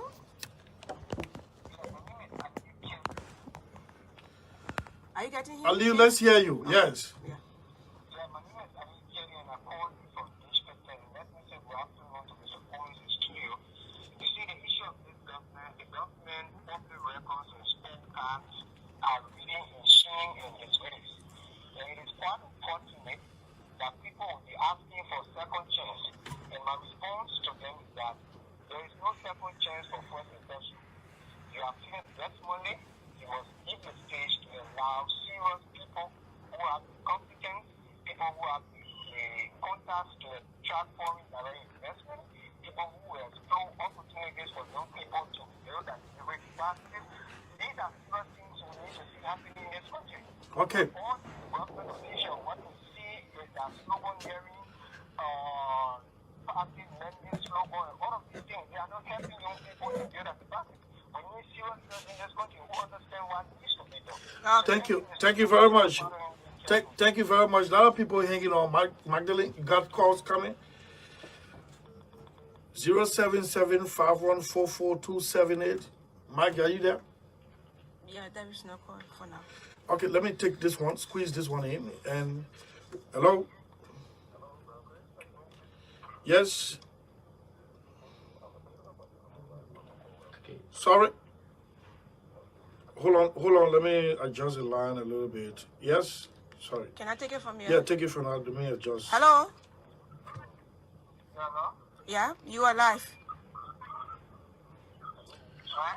You are live, Chief. Let's hear you. Hello? Hello? Please make your point. What's your name? Where are you calling from? Make your point, please. My name is Daniel. My friend has talked about office. Let's hear you. Yeah. Yeah, like I said, my name is Daniel White Sherry. I'm calling from Tottenham Bombay. Stanley, let's hear you. Let me say thank you to Mr. Arizona Barry coming. The young people of the Western region, we know your capability, we know what you put out. And at the end of the day, we know you need a CCTV, and we will vote you on residents for the Western region. Thank you very much for the platform. Thank you. Thank you so much. Let me take this call from this end. Hello? Yes, let's hear you. Let's hear you. Hello? I don't know what's going on. I can't. Yeah. Yeah, take it from my end, I guess. Hello? Yes? Thank you. My name is Junior, and I'm calling for my Douglas numbers. Douglas, let's hear you, Chief. Yeah, I'd love to say plentiful thanks to Mr. Cummings. I think he's always think as a solution is present in our sense because time about number, he has demonstrated that just not the traditional politician who's with more ramification. With that, I have a question to the comments, and I have to do with the issue of the economy for which we have said and continue to fail. My question to him is, as a financial expert, judging from a school of thought, is it that if whenever a country goes about printing money, the volume of money that needs to be printed needs to be told the currency in terms of the amount, and we would like to know if he has any idea as to the security feature, because we are ordinary Liberians have absolutely zero idea on these things, and these are some of the things that create hills in our financial sector. So I would like to hear from him. Okay. Before the government goes printing money, what are the mechanisms? What are the avenues and look at camera research? Thank you. Thank you so much. Thank you. Let me see what I can squeeze this one in. Hello? Hello. Yes. Hello. Yes. State of the Nation. This is Daniel Mobakugu, and I phoned in from this freedom of West here to Borough. Yes, Daniel, let's hear you. Yeah, thanks for inviting the Honorable Comrade in the studio, but my concern has to do with the young population of this country. If you look at the population nowadays, it's like a drain down the drain, we're going down the drain by the day, by the presence of the ghettos. So my question to Mr. Cummings, what direction is he looking when it comes to the young people, rescuing them from the quagmire of the dungeon? Now, if he gets into power, what is programs? Okay. Thank you, Daniel. Thank you, Daniel. Mike, you got called? Yeah. Yes. Hello?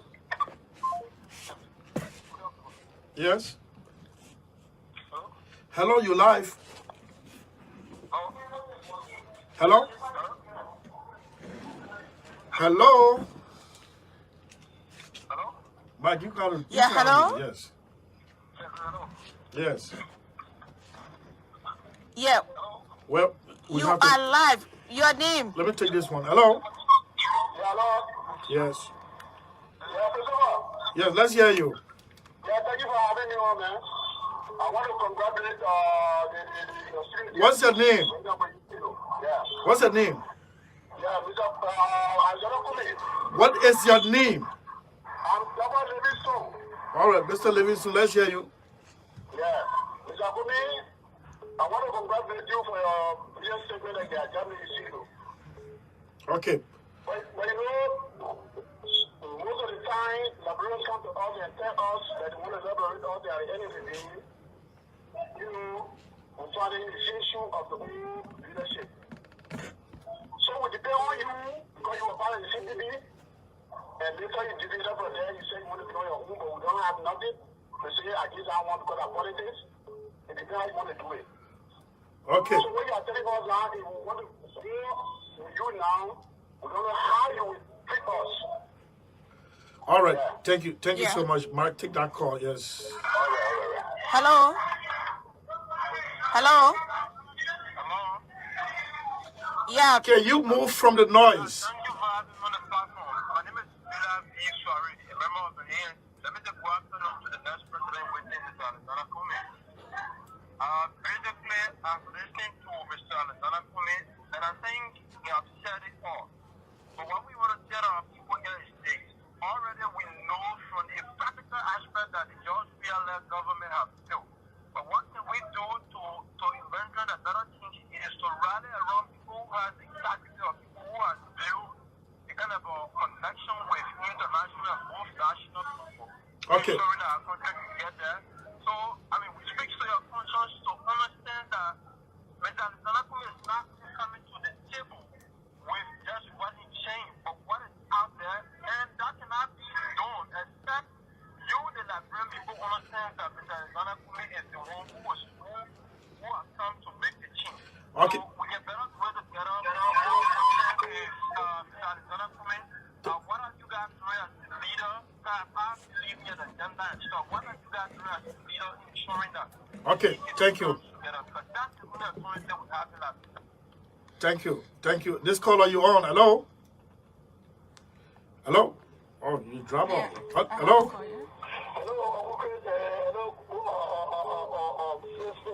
Let's hear you. Let's hear you. Let me appreciate this afternoon to come and sit on the nation higher platform. But what you have to do, if you are creating this government 4 years in power, and looking at health, education, and the security and economy, what would be the goal of the government? Thank you so much. Thank you, Emma. Mark, you got Hello? further. Yes. hello? Yeah, my name is Kobe Daya Sonega, Yeah, and I joined from a Chicken Project God resident. yeah, I'll be there. Let me say thank you to my political leader and he is the Daya, the man who will never Liberia. One thing I got from Mr. Kume is when he talks about corruption. I think one of the things that embarrassing Liberia development is because of corruption. Everybody have a political connection, so they think they can do anything and it will go starty. But I trust Mr. Kume that I know what he can do. Okay. With his past experience and his resource. I know that he's going to tackle these things and Liberia is going to get better. And Liberia is get better under Mr. Kume. Thank you. Thank you. Let me take this caller. Hello? Hello? Yes? This is Abenigo Pimaris and I come from Australia. Abenigo, let's hear you. 1 minute. Yeah, we just want to tell the CPB thing, Mr. Kume. I want to hear him, and I tell you let's go with this podcast because you know this CDC was been behind it from 2005. I feel like great people. Look at the final minister saying that he's the best educated man. So why is that Kume and Mr. Baka to come together? They didn't forget, but even they just let your team go, Mr. Kume, we beg you. Yes, the best is come together. Let's go. Let's go.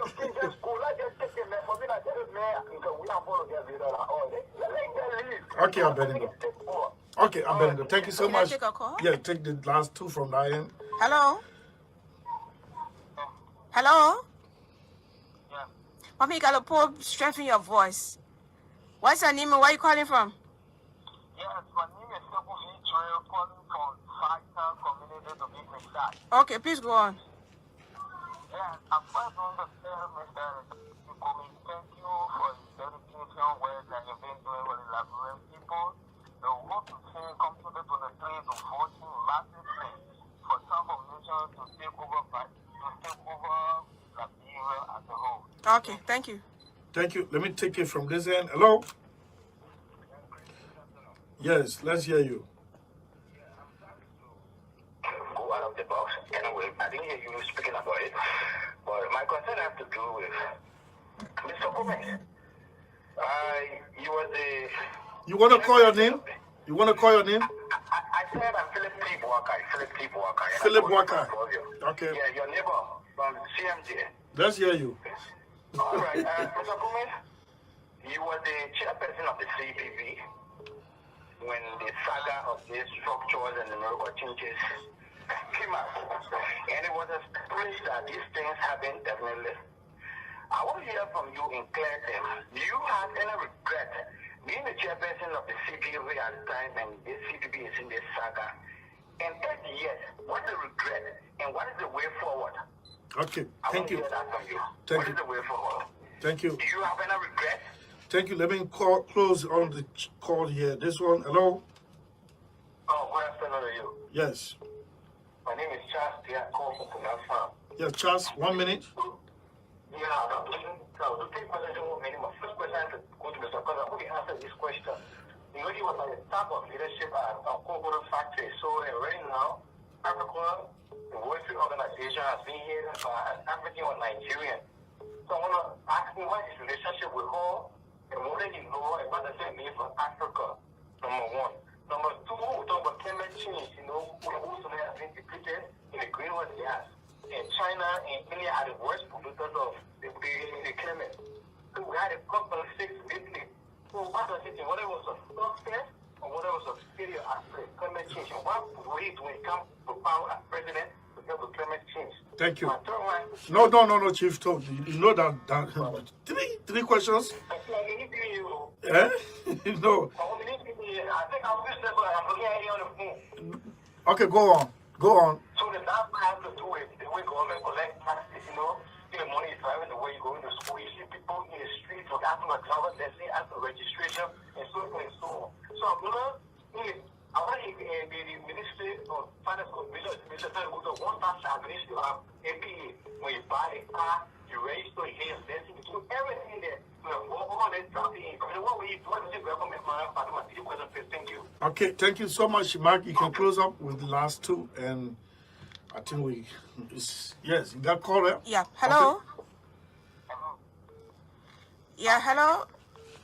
Yeah, can you hear me? Yeah, you are loud. All right, thank you for having me on the show and email this afternoon. This is Gonko, a Prince Army Gonko, and I joined you from beautiful city of Prince. So let me first say welcome to Mr. Kumi to our city. But let me just say this. After that I have listened to Mr. Kumi, you have spoken very well. There's no argument that this government has issued this bill. All right, and then sometimes it is laughable when you hear those who support government asking if they like bring people to set concern. But then when you also look in the community, all right, you see two faces, and with these two faces, you can see clearly that one person has the enemy, one person has over time, you know, every presented how he is that changing in this country. Okay, thank you. So I want to use this wavelength to call on all our Nigerians from all parts of life in this country. Let us rally around the movement so that we can be able to present the change that this country deserves. Thank you so much for the opportunity. Okay, due to time, we can't take any more calls. So, Mr. Comey will address your concerns within the time frame, and That is, if he can, especially the guy who brought the triple barrel question. Yes, Mr. Cummings. So we'll try to get to all of the questions and try to be efficient in answering the question. So he asked a question about Coca-Cola. I'm not sure I understood the question specifically, but Said there's a Nigerian lady, whether you got any connection with her. Maybe the question is in direction whether you still have. So look, I retired from Coca-Cola in 2016. I'm no longer an employee. And I remind people that, you know, Coca-Cola was not a family-owned company. I didn't own it. I didn't, you know, but I did well. It's a global company. At one point, I was the top 2, top 3 executive globally for this company. We did very well. Managing a very large, complex organization. I'm very proud of my time there and the responsibilities I had. I managed budgets well in excess of our national budget and did it with integrity, Chris and Magdalene. And the company employs people from around the world. Americans, Chinese, Japanese, Nigerians, Liberians, you know. So it's a global company. I think is a Kenyan lady who runs all of East and Central Africa now for the company. I think there's a young guy from Burkina Faso actually who runs kind of West and Central Africa. But again, I retired 4 or 5 years ago, so I don't have anything to do with Coca-Cola anymore. There was a question on climate change from the same individual. I think COP is still going on. I think it concludes tomorrow, so they haven't issued all the resolutions. But the caller was correct. The primary contributors to greenhouse gases are the Chinese, the Americans, the Indians, the Europeans. Liberia is a net contributor. We got 40% of the forest in West Africa in our country. And so because of that, we're actually helping the world. We're helping with greenhouse gases because of our rainforest. And we need to be compensated for that. I believe we get paid for some money today, but I don't know if it's enough. Something I need to find out. So I think as Liberians, of course, we are impacted by climate change. We got to do our share, but Liberians should know we are not the corporates here. The big economies that are the corporates here, and we actually, as a small country, will contribute even more in terms of the positives than we perhaps are given credit for. So that was climate change, COP26. And on tax collections, yes, look, we got to get more effective, more efficient in collecting taxes. We can't be harassing people on the roads and on the streets for tax collection purposes. But how do you do it when you have not compliance? So it's not a simple answer. First of all, Chris, we gotta go to a national ID card system where, you know, all your tax payment, you want to get married, you want to get a passport, you want to vote, all of this should be tied to a national ID card system, right? So we know, Liberians know where you are, where you're employed, right?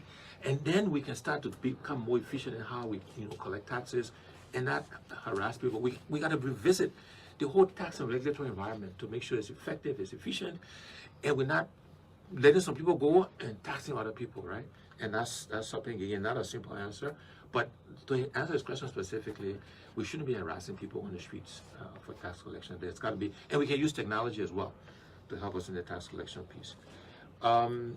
There's a question about the framework agreement, and I'm glad the caller asked that question. And let me address this in several ways. First of all, let me emphatically say we did not alter the framework agreement. And let me say, you know, shame on my colleagues, and Liberian people should listen to this, that we certified the CPP with our framework agreement. They all celebrated the certification. We went to elections in December. We won seats based on our framework agreement. And it's been over a year before these so-called allegations came up. So where were they over the last year? Maybe they have not seen it. But they were at the meetings when the lawyers presented it to us. We signed the agreement. So, you know, kind of sort of shame on them, if you will, for where these allegations. But these allegations are untrue, and they owe me an apology for trying to malign me and cast aspersions at me. But this is the way forward, because this is about we are where we are. Yes, for maligning my. But your my colleague Joe characteristic. Barker said you should take responsibility. He owes me an apology for making that statement, because Joe knows we did not alter any agreement. And when asked the question, what did we alter specifically? He has not answered that question. And then when you alter something, it should give you an advantage. You don't steal just to steal, you steal for food or for money. So what in the agreement that gave me an advantage over Joe, or over Benada, or over Yomli?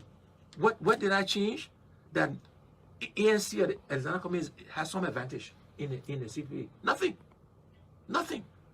But look, this is the way forward. We are where we are. Yeah. I am recommending that we get some independent Liberians from reputable people. Let them come and do the investigation. So not people from the ANC, not people from the UP.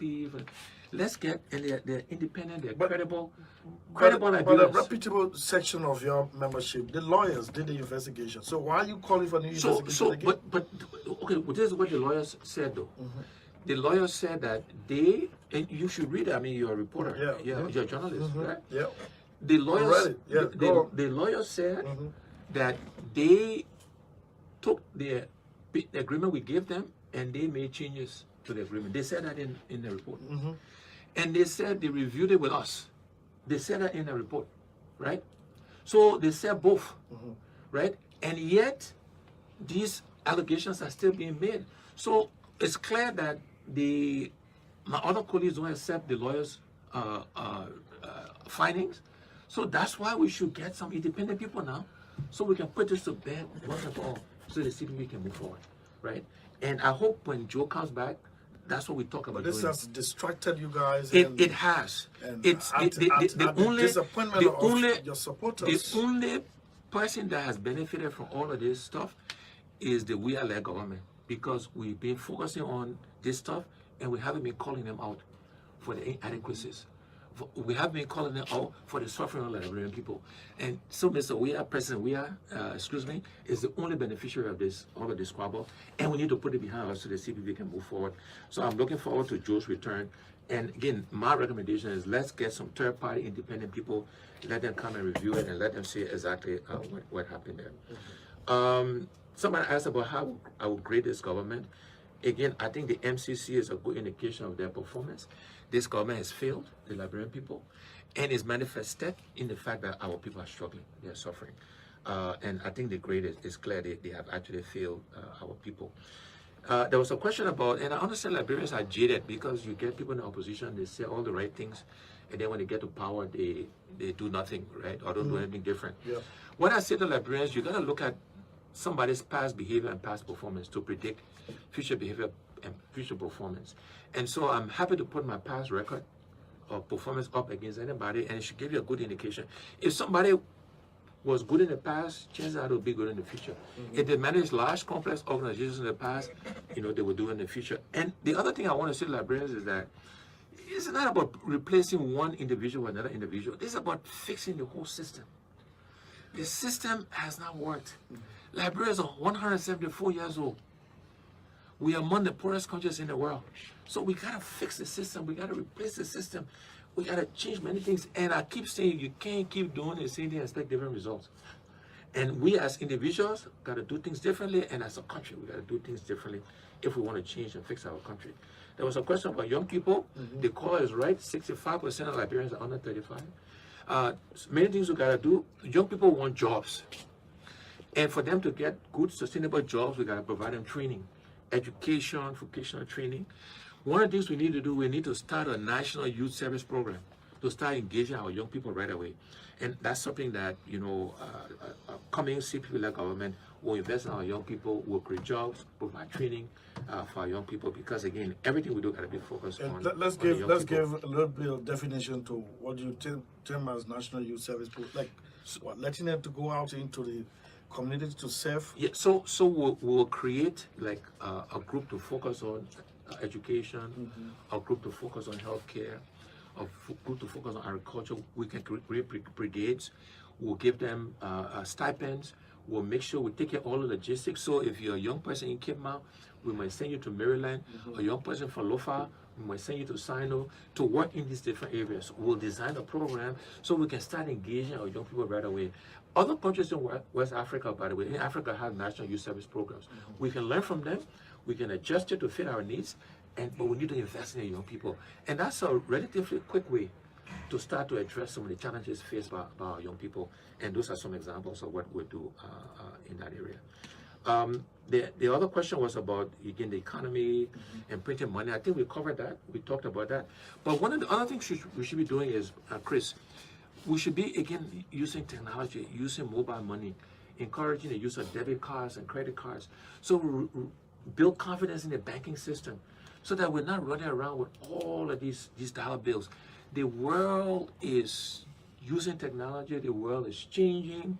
We should encourage the use of mobile money, of credit cards or debit cards. So again, that's another way you can reduce the opportunity to steal by using technology. It can provide check and balances. And again, other countries on the continent, so not just the Western countries, are leveraging technology, are using mobile money, are using credit cards, debit cards, as some ways of minimizing the need to print all of this currency. A lot of the currency, is not in the banking system, and the government admits this. And it's not this government fault per se. The question is, what are they doing to restore confidence in the banking system, to introduce technology so that we can reduce, the amount of actual cash flowing around. And so those are some of the things we'll take a look at. And then there were other, the other calls were complimentary. Complimentary. Yeah. And we thank people for the complimentary calls, but no need to So speak to them. as we getting close to the closure of this show, let me ask you this question. What's your position on this 5% ownership or equity in the Liberian oil that is so controversial? And the story is that 5% to each Liberian direct deposit, but overnight it's changed into 5%. Yeah, Chris, again, I'm glad you asked that one. This is where, again, this government is actually cheating the Liberian people. As you said, the original law, I think it was 2014. And I'm trying to explain to our people so they understand that 5% equity will be given basically to the Liberian people, to a citizens fund. Maybe think about it as a susu. That money will be put in a susu for everybody to benefit, the entire country to benefit. That was the law that was passed. And they changed it quietly to say that 5% will go to individual Liberian businesses. So mainly to individuals, it could be groups of people, but they're taking it from this susu that everybody benefit from to giving it to a handful of businesses, individuals. That is wrong. That should not be. The resources of Liberia should benefit all of the Liberian people, not just a few. These are some of the things we need to change, Chris. That the resources of our country should benefit the Liberian people, and no one particular group, no one few people, and effectively, that's what this change. And we should also ask the question. And on this one, I don't have the answer yet, but I will develop an answer. Is 5% enough? Should the number be higher? I'm not saying it should be enough. People, I want to ask the question and I want to figure it out. It seems low. low. It seems low to me. And maybe it's okay, but we need to study. We need to ask the question: should it be 10%? Should it be 15, 20? I don't know. But we need to ask that question. But for sure, it should benefit the entire country and not just a few people. That I'm very clear on, and the Liberian people should be very clear on that. Okay, yes, Mike. Yeah, maybe a final question from my side. Yeah. Mr. Cummings, should we continue to celebrate Thanksgiving with all of our shortcomings, especially we've just failed to benefit from the MCC's assistance? Yeah, look, Madeline, celebrating Thanksgiving is not just for what happens in the moment. We got to thank God individually for our good health, for being alive, for the country we have. With all the challenges, sometimes I think we're too hard on ourselves. We're too hard on us as Liberians. So there are many other things we should be thankful for in life, small things, big things. And so I don't think that's something we should abandon, just reacting to the current situation. The current suffering in our country will pass. We are resilient people. We are tough people. And I believe over time we will get through this difficult period. We should believe in ourselves. And when, not if, when we replace President Weah, when we make him a one-term president, and we elect a good group of people, not just a person. Again, we got to think about this more holistically. Liberian lives will improve, and we have got to have that faith. We got to claim it as a country, as a people. We got to thank God for all of our blessings, whatever they might be, big or small. And so, Madeline, no, we should not celebrate Thanksgiving. Okay, so Chief, take this question, please. This one, December, but next month, we're supposed to close a chapter in the CPP to have a ticket. Where are we, from your perspective, from the ANC perspective? Can we hit the jackpot at consensus, or there are signs on the wall that we have to go to primary? I think signs are on the wall that we have to go to primary. And that's not a bad thing, you know. Competition is not a bad thing. Sometimes I think as a country, as a people, and this is one of the things that I think we need to change, my fellow Liberians, is that compromise is not a bad thing, but sometimes we compromise at the lowest common denominator. And I said this in the studio before, that we need to push ourselves more, push each other in a positive way, not tearing each other down, push each other, push the system, you know, and let's rather than compromising at a low level, let's compromise at a high level. And so I think we'll go to a primary. And as I said before, we've got to respect the outcome of the primary. If the former vice president wins the primary, we will support the outcome of the process. If I win the primary, I hope he will support me. But I think it's likely that's what will happen. The ANC. But you always been conditional. You always said it should be, you were accepted. That means it was free and fair. But it should be still free. But it should be free and fair, though. And what I've also said that I'm not looking for a perfect process. There's no perfection in these processes, right? But if we closely follow within 70-80% what we agreed, free and fair, and then of course we got to accept the outcome of that process. But the ANC continues to be committed, you know, to the CPP. To answer your question, I think we'll go to a primary convention, and then we all should accept the outcome of that process. Okay, so we can't wait to see that primary, and the 3 stages, voter perception, which is not binding, and consensus, then primary. There are all indications, according to Mr. Cummings, that they are headed to primary, and let's wish the best candidate the good luck. Chief, thank you so much for coming to the end of this media interaction. This is exactly 1 hour since we started. So if I may say a few closing words. First of all, let me thank you, Chris, Madeline, for the opportunity to have this discussion. Let me just say to your listeners that, you know, we deserve a better Liberia. Where our country is today is not where it should be. But for us to get a better Liberia, we got to do many things differently. I remind Liberians that Liberia will not change because we talk it. Liberia will not change because we wish it. Liberia will change because we're prepared to do the work and make the sacrifices to change our country. I believe with the right leadership, we can encourage our people, we can inspire our people, we can work together to change our country so that every Liberian can benefit. I remind our people that we can't keep doing the same things and expect different results. That is true in our individual lives, and that's true in our national life. We got to do many things differently to improve our country. I remind our people that the suffering we're facing today affects all Liberians. This suffering doesn't care whether you're man or you're woman, whether you're Christian or you're Muslim, whether you're young or you're old, whether you're Gola, Gio, Loma, Grebo, Kran, Mano, Vi, it doesn't matter. We are all suffering. And by the way, we don't choose where we're born or our tribe. We don't choose when we're born, so we don't choose whether we're young and old. We don't choose our gender, whether we're man or woman. We don't choose what religion we're born into. We can change it, but we don't choose what we're born into. So those things should not divide us. Those things should not give us an advantage one or the other, or a disadvantage, because it's not a choice. And this is why whatever we do for our country gotta benefit all of us, gotta benefit all Liberians. And so we need to unify, we need to reconcile, so we can move our country forward and do things differently. But we gotta be prepared to do the work, to make the sacrifices and not talk it. And I know we can do this. I believe in our country, I believe in our people. And if we work together, we make the sacrifice, we can change Liberia and everybody can benefit. So thank you again for the opportunity. Look forward to future interactions. And I'm sure I will see you before Christmas, because I'm looking for my Christmas from you, Chris and Magdalene. We'll spend it on the farm.